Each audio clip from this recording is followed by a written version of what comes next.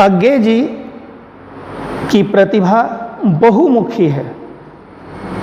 आंगन के पार द्वार, हरी घास पर क्षण भर, इनकी कितनी नावों में कितनी बार, इनकी प्रसिद्ध काव्य रचनाएं हैं। दो का नाम हमेशा याद रखिएगा, हरी घास पर क्षण भर और कितनी नावों में कितनी बार। बहुत दुख के साथ कहना पड़ रहा है कि सन 1967 में कितनी नावों में कितनी बार काव्य रचना पर इन्हें ज्ञानपीठ पुरस्कार भी प्राप्त हुआ। यह बहुत ही खुशी की बात है। नदी के द्वीप कविता का भावार्थ मैं आपको समझा रहा हूं। सच्चिदानंद हीरानंद वात्स्यायन अज्ञे का जन्म 7 मार्च सन 1911 ईस्वी में उत्तर प्रदेश के देवरिया जनपद के कसिया नामक ग्राम में हुआ था। अज्ञे जी बहुमुखी प्रतिभा के धनी थे। आपकी सुविधा के लिए मैंने इसे सार रूप में लिखा है, परीक्षा में आप इसे ही लिखेंगे। अज्ञे जी बहुमुखी प्रतिभा के धनी थे। ये हिंदी में प्रयोगवाद और नई कविता के प्रवर्तक माने जाते हैं।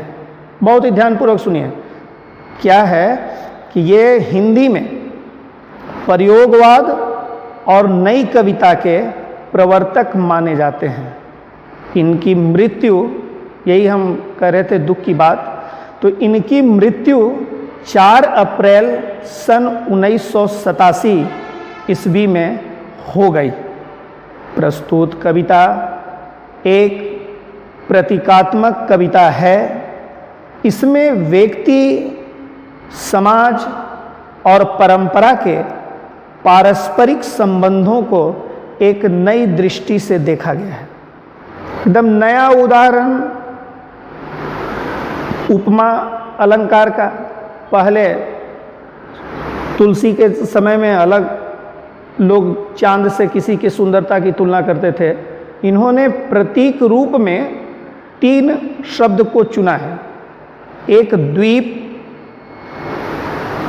तो प्रस्तुत कविता एक प्रतीकात्मक कविता है। इसमें व्यक्ति, समाज और परंपरा के पारस्परिक संबंधों को एक नई दृष्टि से देखा गया है। इस कविता में जो द्वीप शब्द का प्रयोग किया है अज्ञे जी ने, व्यक्ति का है। द्वीप का प्रयोग किस रूप में किया गया है? द्वीप व्यक्ति का, नदी परंपरा का और भूखंड समाज का प्रतीक है। समाज और व्यक्ति को मिलाने वाली हमारी परंपरा है। जिस प्रकार द्वीप भू का ही एक खंड है, किंतु नदी के कारण उसका अस्तित्व अलग है, उसी प्रकार व्यक्ति भी समाज का अंग है, किंतु सामाजिक परंपराएं उसे विशिष्ट व्यक्तित्व प्रदान करती है। कवि कहते हैं कि हमारी स्थिति नदी के द्वीप की तरह है। हम नहीं कहते कि नदी द्वीप को छोड़कर बह जाए। क्या कह रहे हैं कि हम नहीं कहते कि नदी द्वीप को छोड़कर बह जाए, क्योंकि नदी ही द्वीप को आकार प्रदान करती है।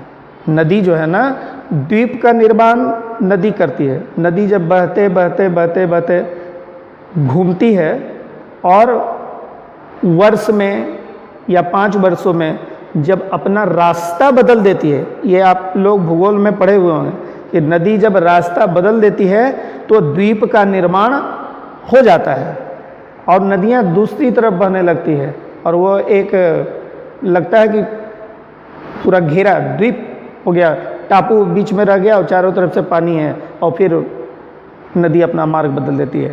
तो यदि नदी नहीं होती तो इन सब का होना संभव नहीं होता। नदी को अज्ञेय जी ने माँ का रूप माना है कि नदी हमारी माँ है, माँ, क्योंकि हमारा अस्तित्व नदी के कारण से ही है। आप सोचिए, अगर नदियाँ न हों तो मनुष्य का जीवन कैसा होगा। नदियाँ सिर्फ पशु, पक्षी, जानवर प्यास ही बुझाती है, ऐसी बात नहीं है। इसका धार्मिक महत्व भी है नदियों का, और सांस्कृतिक महत्व भी है।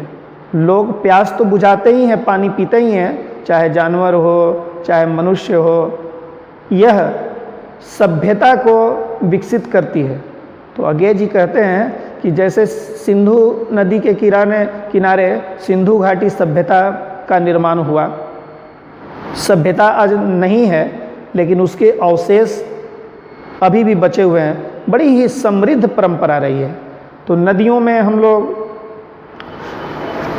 नदियों को तो कहने का अर्थ यह है कि गोलाइयाँ बनती है, क्योंकि हमारा अस्तित्व जो है ना नदी के कारण से ही है, पहचान है।